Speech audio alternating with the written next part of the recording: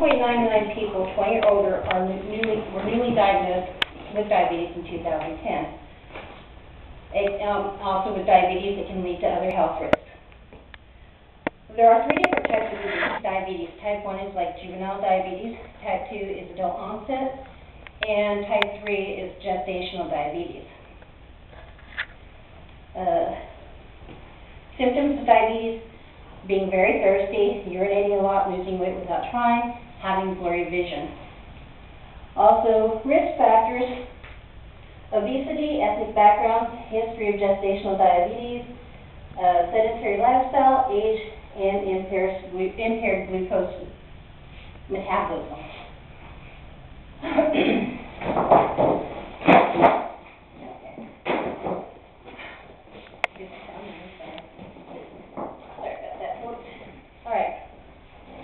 Now, again, like I said, I'm a diabetic. It does run in my family. I have to take care of my diabetes through medication. These are the things I have to do.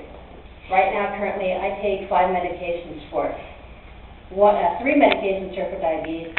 2 of them are for the high blood pressure that comes with it. Metformin, glyburide, and Lantus, which is an insulin pen, are the things I take for my diabetes currently. Hopefully I can stop taking it at some point. Acupro and Lasix, which is the generic version, is called furosemide, is what I have to take for the high blood pressure. And every day, twice a day, I have to sit there and test my blood sugar levels. So this is the regimen my doctor has me on right now.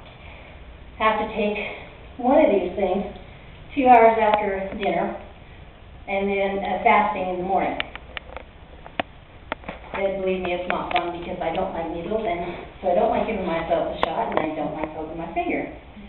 And even though you might not be able to see it, having blood drawn is pain, and it will leave bruises for me.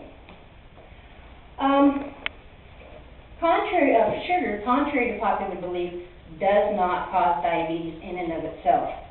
Again, like I showed you here, there are other factors. Sugar is not necessarily good for you. It's not the best thing to eat, and I wouldn't recommend eating it all the time.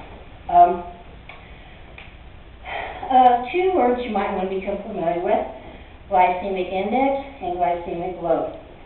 These are 2 terms diabetics learn after a while. Your glycemic index is what happens to our blood sugar levels when we digest different types of food, and our glycemic load gives us a true picture of what effect a typical serving of food will have on blood sugar.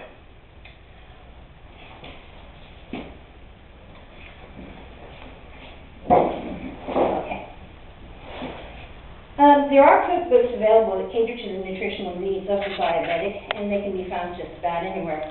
You can find them online. You can for instance, this one here, the Glycemic Index Cookbook, which is actually where I got my definitions for glycemic load and glycemic index.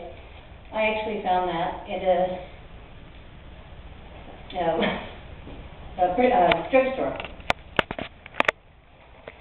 Looks like this: American Diabetes Association Complete Guide to Diabetes will give you probably more information than you care to know. Also, there's the Diabetes Carbohydrate and Fat Gram Guide, which can also be your best friend, especially if you go out to eat. Then you have, like I said, your diabetic cookbooks. There's all kinds of them out there. Again, they can be found anywhere. You can even find them in secondhand stores. And also, another one that is helpful for you is any of you that say healthy, hearty type cookbooks, because they will also have all the nutritional information paired with every recipe that's in there. So this is how diabetics live on a daily basis. We become aware of everything that goes on in our bodies because we have to. We become friends with our medication even though we don't want to, but we get really informed by these things here. So if untreated, diabetes, again, can be life-threatening. And just remember that diabetes is a lifelong disease. Once you are diagnosed with it, you take care of it for the rest of your life. Even when you feel good, you still have to take care of it. If you don't, even if you're not taking medication, you still have to be aware. Thank you.